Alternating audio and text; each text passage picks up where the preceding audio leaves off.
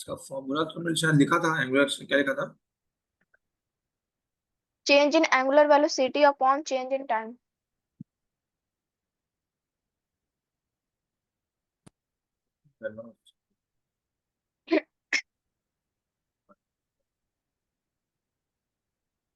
Equal angular velocity omega से होता है तो पता होगा, angular velocity yes sir. Divided by T.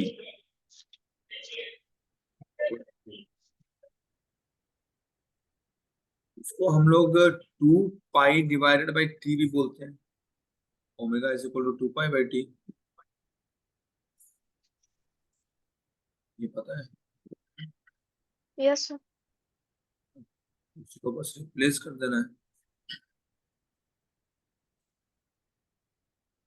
5/t और एक तो पहले से था, है ना? हम्म। तो ऊपर में तो कांस्टेंट है, तो ऊपर से कोई फर्क नहीं पड़ेगा। नीचे हमारा 2 पाई बाय ये हो जाएगा टी स्क्वायर, है ना? स्क्वायर। हाँ। या फिर टी का पावर -2, टू। यानी m का हो गया 0, m का 0। ठीक है। Yes sir. और कौन सा नहीं हुआ था? और एक एंगुलर मोमेंट, नहीं नहीं, momentum of inertia. Momentum of inertia, ठीक है, इसको क्लियर कर दूं? Moment of inertia.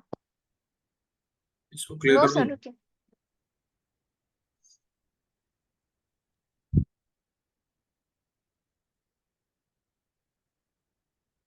हाँ, कर दीजिए क्लियर।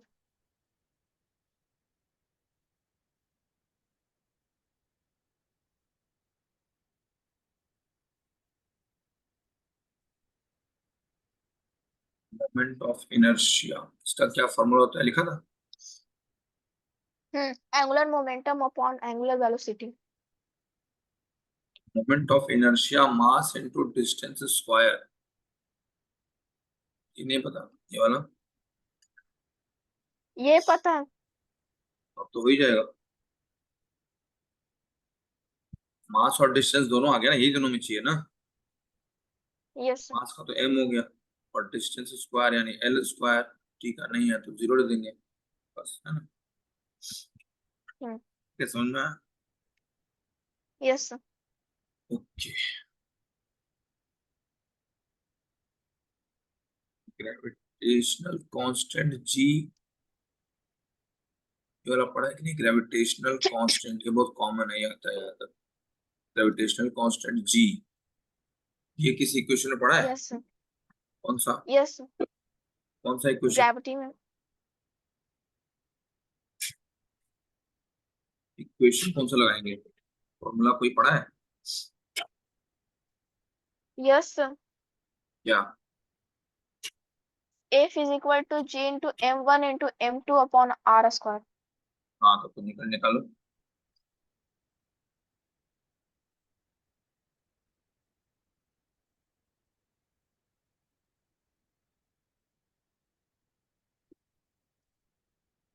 G का वैल्यू। जी का डायमेंशन, डायमेंशन जैसे हम पहले कर अच्छा। रहे थे ना, डायमेंशन वही वाला।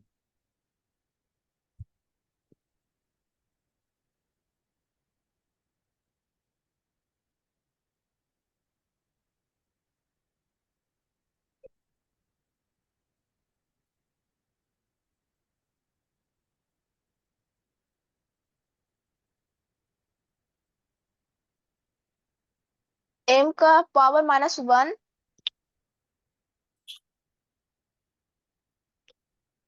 L पावर 3 हम्म, और T का पावर -2। ओके। इसमें फॉर्मूला कौन सा लगा? F is equal to G m1 m2 by r square. हाँ। What will be the effect on the force between two bodies if the mass of 1 is changed to 16 times of its original mass, and the distance between the two bodies is doubled. ये कर सकती हो।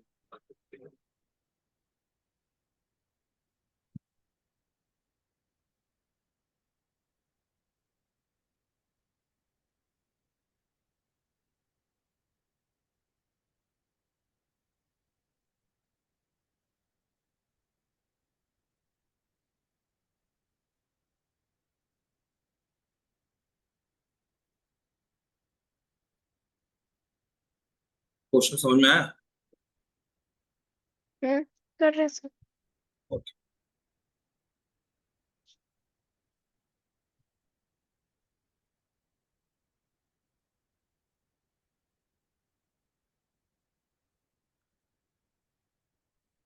Sir अगर अगर दोनों original मास को double कर दिया जाए तो उनका दोनों लिखा है फोर्स भी इसमें? डबल हो जाएगा। इसमें दोनों लिखा है?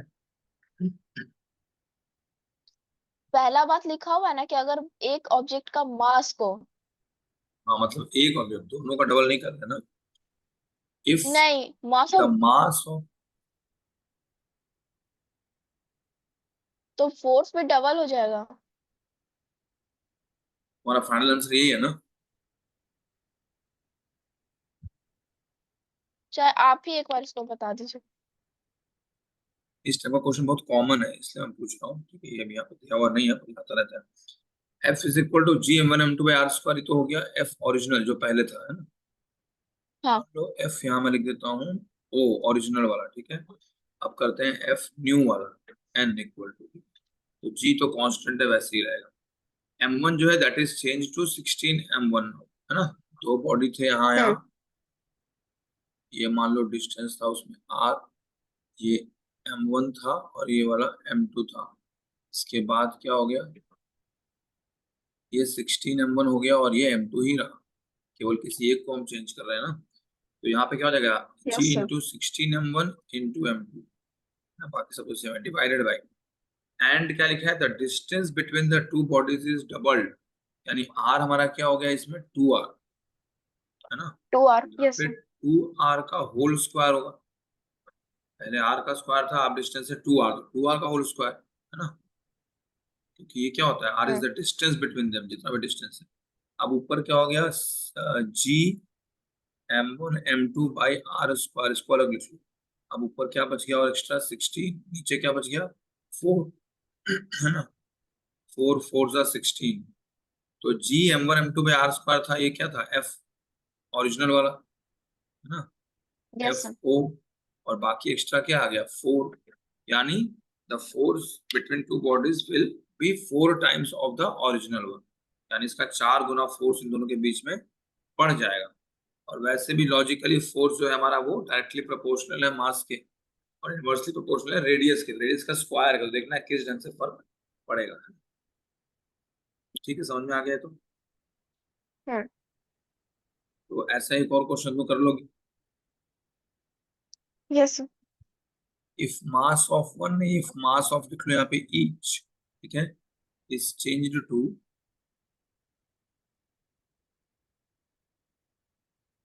1/16 times of its original mass, ठीक है, बाकी सब सेम है। समझ में आया question? Yes sir. Okay, try करो।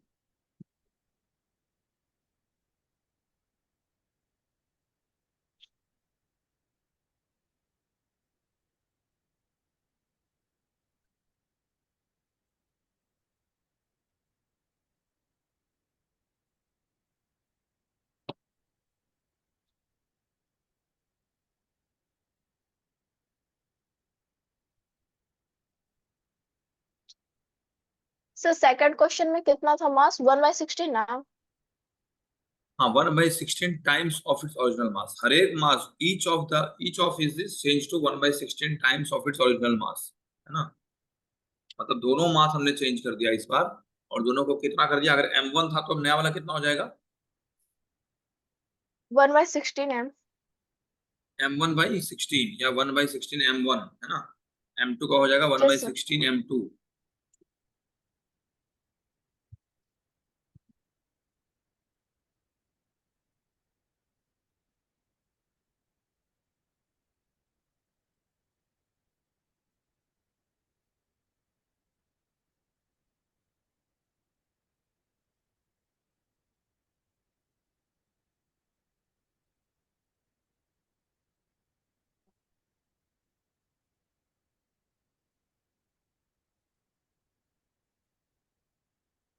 नो सर, इसका वैल्यू ही नहीं आ रहा हमसे। कुछ तो आएगा ही, ऐसा कैसे कुछ नहीं आएगा। m1 m2 है, जी को ऐसे रहने दो, डिवाइडेड बाय नीचे क्या आ जाएगा, 16 × 16 नहीं हो जाएगा, m1/16 m2/16 हो गया तो, और इंटू आर स्क्वायर क्या था, 2r का, तो सब सेम ही है, तो यहाँ पे क्या हो वो जाएगा तो 4r वो तो स्क्वायर। सेम रहेगा। हाँ तो बस इन तीनों को मल्टीप्लाई कर देंगे तो हो जाएगा, इतना टाइम्स हो जाएगा, है ना। और ये वाला तो है ही, इसका वैल्यू कुछ तो आएगा ही ना। हम्म। मैं तो ऐसे तुमको आर्बिट्रेरली दे रहा हूँ ना कुछ भी।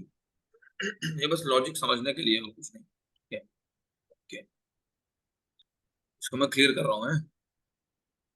हम्म। प्लैंक्स कांस्टेंट तो पता ही होगा, इसका सो मान लो तुम्हें फर्स्ट का निकालना है कितना आंसर डायमेंशन। आएगा? फर्स्ट वाला जो तुमने किया था, टॉर्क वाला, नहीं नहीं, इसके पहले वाला जो क्वेश्चन था उसका आंसर कितना आएगा? एक,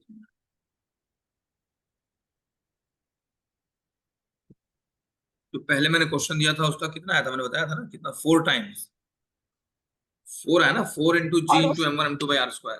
और इसका क्या आ गया, तो 16 × 16 × 4 कर लो, कितना आता है, 16 का कितना होता है, 256, यस सर, 286। और इंटू 4 बच गया, 6 4 24, 2 5 4 22, 2 4 2 8 9 10, 1/1024 टाइम्स ऑफ क्या, एफ ओल्ड या ओरिजिनल, है ना। या फिर ये हम्म। एक्सपोनेंट के फॉर्म में भी आ सकता है, जैसे ये क्या हो जाएगा, 4 का स्क्वायर, ये भी है 4 का स्क्वायर और इंटू 4, 2 मतलब का टोटल कितना स्क्वायर। हो गया, 4 सर का 2। पावर, सॉरी यार 2, तो इसको 2। 4 ही रहने दो, 4 का पावर डालना है ना सब जगह। 2 2 हो यस गया, सर। 4 4 और 1 हो गया 5, तो 4 का पावर 5 5, है का ना।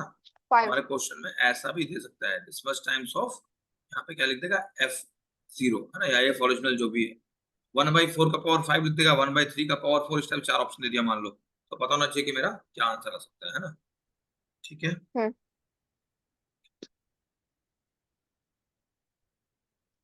प्लैंक्स कांस्टेंट में पढ़ा होगा, E is equal to H nu में, है ना, where H is the Planck's hmm. Constant energy की, ये पढ़ा होगा ना। इसका डायमेंशन निकालना है तो कैसे निकाल सकते हैं, इसका ट्राई करो, एच का निकालना है डायमेंशन,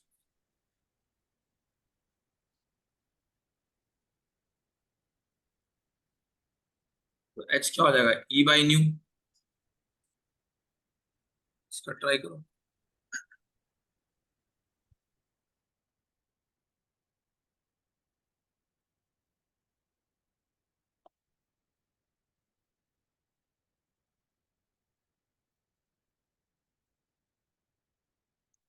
प्लैंक कांस्टेंट का dimensional formula ml2 t power -1 2 p का पावर -1, ये है ना। -1।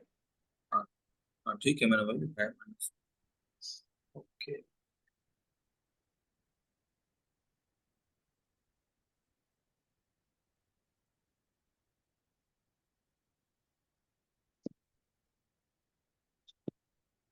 और ये पढ़ा है, force between two charged bodies K × Q1 Q2/r²। Sir इसके पहले वाला जो आप बोले ना प्लैंक कांस्टेंट का, हाँ उसका डायमेंशनल फॉर्मूला ड्राइव कैसे हुआ वो बता दीजिए, क्योंकि मतलब तुमने जहाँ हम निकाला कैसे। ऑनलाइन ऑफलाइन, नहीं, ऑफलाइन जहाँ पढ़ने जाते हैं ना, हम्म। वहां बस यूं ही ऐसे लिखवा दिया गया है। तो बस वही हमको वैसे मत याद था तो बताना, हम देखो बोले। तुमको आता है तो बताना, नहीं तो फिर फायदा नहीं है ना फिर ऑनलाइन क्लास का। तुमको नहीं सुना तो पूछना है कैसे आया, है ना। मुझे लगा नहीं, वो तुमने बस हमको फॉर्मूला से याद किया था होगा। क्योंकि लिखवाया गया था। ओह अच्छा, ठीक है। एच इज तो इक्वल बस टू हम क्या है, ऐसे ही ई बोल बाई दिए न्यू। थे। हाँ कोई नहीं। ई का मतलब क्या हुआ, एनर्जी। एनर्जी का कुछ क्या हम निकाल सकते हैं, एक तरह से ये है वर्क डन। जो काम तुमने किया वही हुआ ना तुम्हारा, एनर्जी जो लगा। तो एनर्जी का हम लिख सकते हैं सीधा वर्क जो डन हुआ, ठीक है, that is equal to energy. और न्यू क्या है, एक तरह से फ्रीक्वेंसी। ये तो पता होगा फ्रीक्वेंसी का हम लोग ऐसे न्यू लिखते हैं ना, ई बाई न्यू, ठीक है। ये जो यस फॉर्मूला सर। है E is equal to H into nu, क्या है, इज द एनर्जी, है ना। और एच है प्लैंक्स हम्म। कांस्टेंट, न्यू है फ्रीक्वेंसी, ठीक है।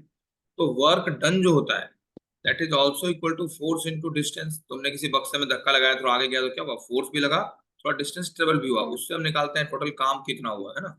तो फोर्स इंटू क्या हो गया, डिस्टेंस, ठीक है, डिवाइडेड बाई फ्रीक्वेंसी कितना होता है, जैसे 2 पर सेकेंड, मतलब कितना फ्रीक्वेंसी ना, वेव बनता है मान लो, तो कितने साइकिल्स बने पर सेकेंड, है ना। तो इसका हो जाएगा टी का पावर -1, क्योंकि एफ इज इक्वल होता है 1/t, ये सुना है। Frequency is equal yes sir. Time का अपोजिट, है ना। तो नीचे टी का पावर हम्म। -1 आ गया, ठीक है। फोर्स की जगह हम क्या लिख सकते हैं, फोर्स इक्वल टू, तुमने पढ़ा होगा mass into acceleration, yes sir. और इंटू डिस्टेंस तो हो गया हमारा एल, और टी का हाँ, पावर -1 जो था, तो ऊपर जब आएगा तो टी का पावर 1 हो जाएगा। पॉजिटिव हो जाएगा। हाँ, नीचे वाला टी का पावर -1 था ना, ठीक है। एम का क्या हो गया, एम, ए का क्या हो जाएगा, मीटर पर सेकंड स्क्वायर, ए एक्सलेरेशन, हम्म।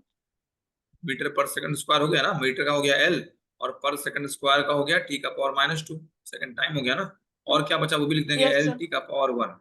अब इसमें क्या क्या लिख सकते हैं, तो एम तो अकेला है बेचारा, एल दो है तो एल हम्म। का पावर 2 हो जाएगा, टी का 2। पावर -2 है, और एक +1 है, 1 है तो तो एम -1। टी का पावर -1, LT 1। ठीक है। Yes sir. तुमने जो टॉर्क वाला किया था वही बहुत बड़ा किया था तुमने, टॉर्क वाला जो किया था ना, एक बार इसका स्क्रीनशॉट लो। हाँ। जैसे टॉर्क का यस सर। निकालना है तो टॉर्क इज इक्वल टू क्या होता है, force into distance, F into S, hmm. है ना। Yes sir. तो फोर्स इंटू डिस्टेंस है, तो फोर्स का क्या हो गया, एम इंटू ए, और ये हो ए। गया डिस्टेंस एल। एम का हो गया क्या, मास है ना ये, तो बड़ा यस एम। सर, तो M। एक्सलेशन में क्या हो जाएगा, मीटर पर सेकंड स्क्वायर, और यहाँ पे एल तो है ही एक और, ये भी हो गया एम, L2 टी का पावर -2, है ना। बहुत सिंपली आएगा तुम्हारा, बहुत लंबा यस था सर। मेरे ख्याल से, शायद मुझे यहाँ तक याद आ हाँ। है ना। तो इसे बिल्कुल इजी लगता है, ऐसा कोई डाउट होगा तो पूछना, ठीक है। Okay. ऐसे ही प्रेशर का पूछेगा तो क्या हो सकता है,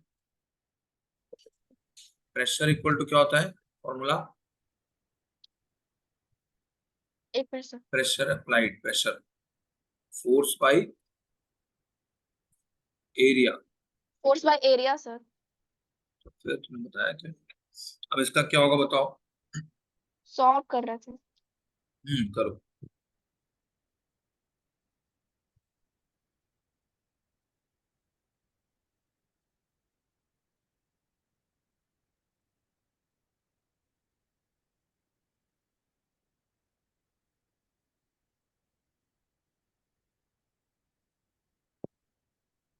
एम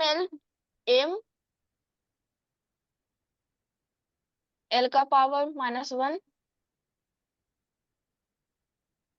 और टी का power -2।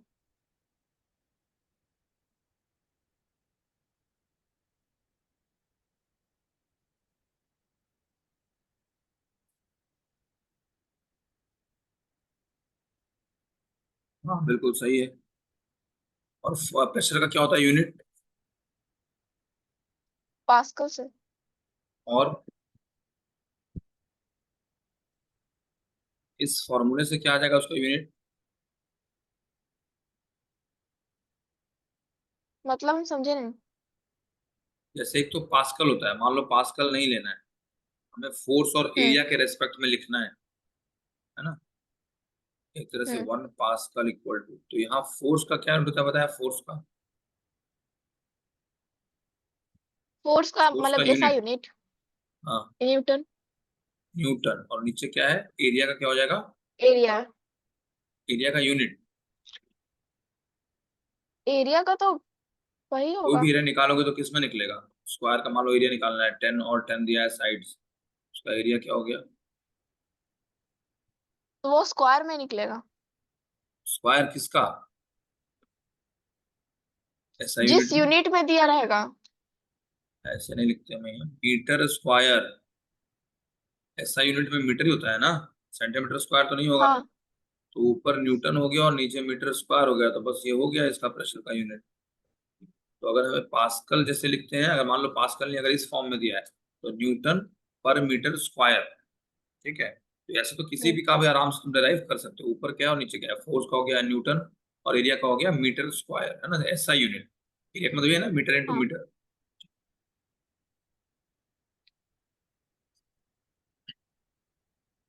F is equal to K into Q1 Q2 by R square, ये वाला पढ़ा है, नहीं। नहीं पढ़ा है तो रहने।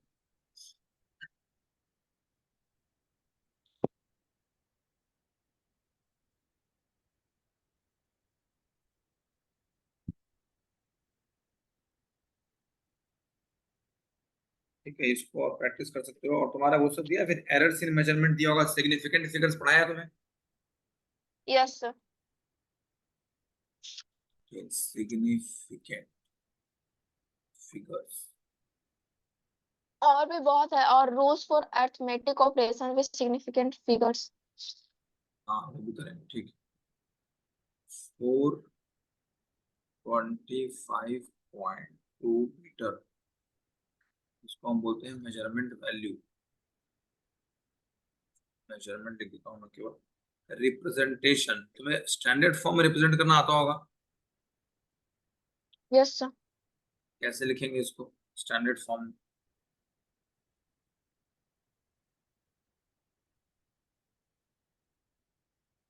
स्टैंडर्ड फॉर्म में मतलब एक ऐसे मिनट इसको रुकिए सर। हाँ, हेलो सर। हाँ, सर उसका आंसर होगा 0.4.25। 4.25, 25 हाँ लिख लिया, इंटू 10 का पावर 2 मीटर। तो 10 का पावर 2, 4.25 2 इंटू 10 का पावर 2 मीटर। पहले तो हम ऐसे लिखेंगे, अगर हमें सिग्निफिकेंट फिगर्स पता करना है ना कितने हैं, ठीक है, कि टोटल हम्म। सिग्निफिकेंट फिगर्स इसमें कितने हैं, तो first we will write it in standard form, 4.252 into 10 का पावर 2। अब ये 10 का पावर वाला को भूल जाओ, जो पहले लिखा है हमने यहाँ पर, इसमें टोटल डिजिट्स कितने हैं, 4। 4। तो हमारे सिग्निफिकेंट फिगर्स टोटल कितने हो गए, 4। 4। कौन कौन से हो गए, 4, 2, 5 एंड फिर से 2, ठीक है। अच्छा। तो number two of significant, two तो 2 बार रिपीट ना है। हाँ लेकिन total number of significant figures अगर पूछेगा तो ये भी उतना ही महत्व रखता है जितना कि ये, है ना। यस। तो नंबर ऑफ सिग्निफिकेंट मतलब कितनी कितने सिग्निफिकेंट फिगर्स हैं, तो 1 है, हम्म। 2 है, 3 है, 4 है, हमको तो इससे मतलब है ना, कौन कौन से हम्म। ये नहीं पूछ रहा है ना, नंबर ऑफ सिग्निफिकेंट फिगर्स, ठीक है। ऐसे ही जैसे दूसरा करो ट्राई, 0.025 सेंटीमीटर, तो तुम कहाँ से ढूंढ के लाई आंसर, कहाँ गई थी, नहीं, मेरा लैपटॉप शट डाउन हो गया था। अच्छा ओ ठीक है, ठीक है चलो। अब जैसे इनको स्टैंडर्ड फॉर्म में पहले लिखो, ठीक है, मैं ऐसे कर देता हूँ, सबसे पहले स्टैंडर्ड फॉर्म में लिखना है, उसी से हमारा आंसर आएगा, ठीक है। 200.007 kg,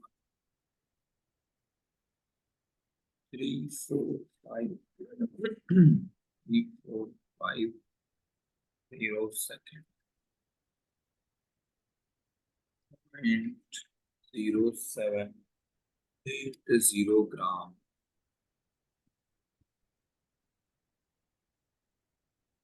637 3 4 मीटर।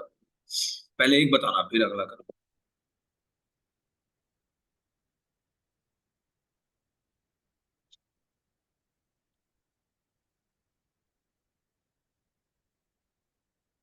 जो 0.025 है उसको स्टैंडर्ड फॉर्म में कैसे लिखेंगे? एक मिनट। इसमें हमको सेंटीमीटर, मीटर, केजी इससे कोई लेना देना नहीं है, ठीक है? 2.5 हम्म। इंटू 10⁻⁻²।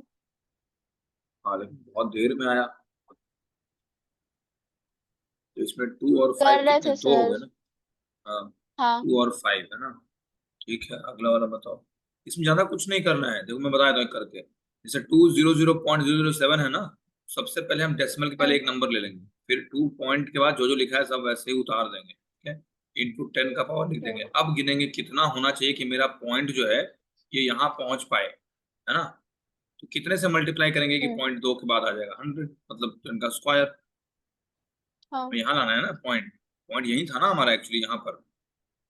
Yes sir. तो पहले हमें सीधे नीचे वाला क्या है, 3.4505 लिख दो, इंटू 10 का पावर भी लिख दो। अब गिनना है हमारा पॉइंट जो है उनको कहाँ लाना है, यहाँ लाना है। इस पॉइंट को यहाँ लेके आना है ना, मतलब कितने से हम्म मल्टीप्लाई करना पड़ेगा, तो 4 जीरो से, तो यानी पावर 10 का 4 पावर होगा। 4। हाँ तो बस सिंपल, इसमें कुछ कैलकुलेशन थोड़ी है, डायरेक्ट लिख सकते हो।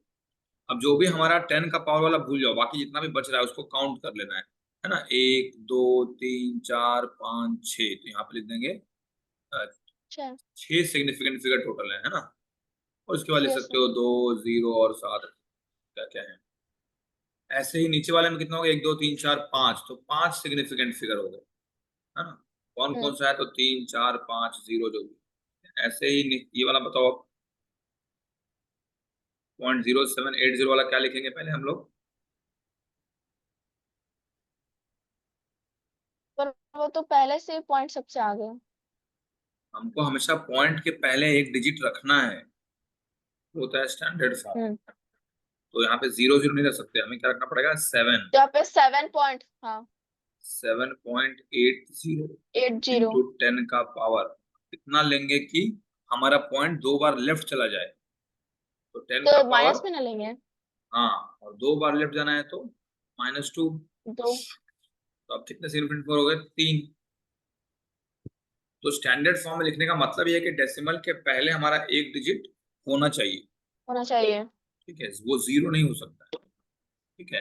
हम्म 1 से लेके 9 तक ही कोई डिजिट हो, ठीक है? अब लास्ट वाला ट्राई करो, क्या डाउट है सिक्स इसमें? पॉइंट थर्स नहीं नहीं, सिक्स हाँ, पॉइंट थ्री सेवन देखो इंटू जीरो टेन का power zero six zero zero ये भी लिखेंगे। जैसे ये सब में मैं क्या कर हम्म रहा था, देखो ये सब में 0 लिखा था, तो 0 भी लिखा है ना यहाँ पर राइट साइड। जहाँ पे भी 0 यस जितना लिखा है उतना 0 भी लिखेंगे, ठीक? तो 6.370000 इंटू 10 का पावर कितना, 6। 6, है ना? तो टोटल सिग्निफिकेंट फिगर कितने हो गए, 1 2 3 4 5 6 तीन 7 चार हो गए, पाँच है ना? इसमें क्या क्या है, 6 यस है, सर। 3 है, 7 है, 0 है। 7 है, 0 है।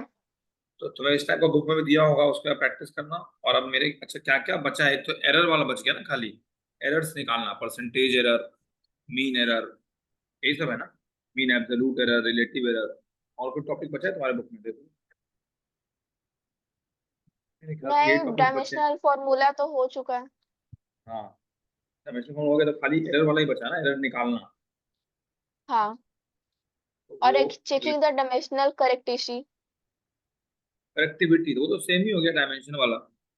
हाँ, चेकिंग द डायमेंशन वाला एक तो है सेम ही हो द गया ना। हाँ, और एक है the principle of homogeneity of dimension. Homogeneity of dimension, ठीक है, तो ये दोनों टॉपिक कल कर लेंगे, ठीक है? इसका क्वेश्चंस मैं तुम्हें कुछ दे दूंगा सिग्निफिकेंट फिगर वाला, फर्स्ट ट्राई करना, है ना? Yes sir. ठीक है, हम्म चलो। और जो भी नहीं समझ में आता ना बताना, तुम्हारे मान लो तुम्हें कोई आंसर मिल गया, तुमने बता दिया, मुझे लगा तुम्हें अच्छे से आता है, बताना है कि हाँ ये वाला वहां समझ में नहीं आया था, है ना? बताओगे तब तो मुझे पता लगेगा, हाँ है ना? ठीक है, सर, फिजिक्स के बाद कौन सा सब्जेक्ट होगा? फिर इसके बाद केमिस्ट्री कर लो। ठीक है। तुम्हें एटॉमिक नंबर सब आते हैं, 1 से 30 तक, ये सब पता होगा? हाँ हाँ, एटॉमिक नंबर्स आता है ना? ओके, तो हाँ ठीक है, इसके दूसरी बाद कर लेंगे केमिस्ट्री। केमिस्ट्री। हाँ, एक केमिस्ट्री कर लेंगे। बायो कैसा है तुम्हारा? बायो तो आता है, वो समझ में आ जाता है, तो फिर रहने ये दो। सब केमिस्ट्री हार्ड है। हाँ, तो फिर यही पढ़ते हैं। तो मैथ्स तो तुम्हें मतलब अच्छे से आता होगा फिर। फिजिक्स तो केमिस्ट्री हार्ड लगता है हमको, बायो हार्ड नहीं लगता। हाँ, क्योंकि ना फिजिक्स में तुम्हारा मैथ्स भी आएगा, इंटीग्रेशन डिफरेंशिएशन, तो मैथ्स तो तुम्हें वैसे भी पढ़ना पड़ेगा, है ना।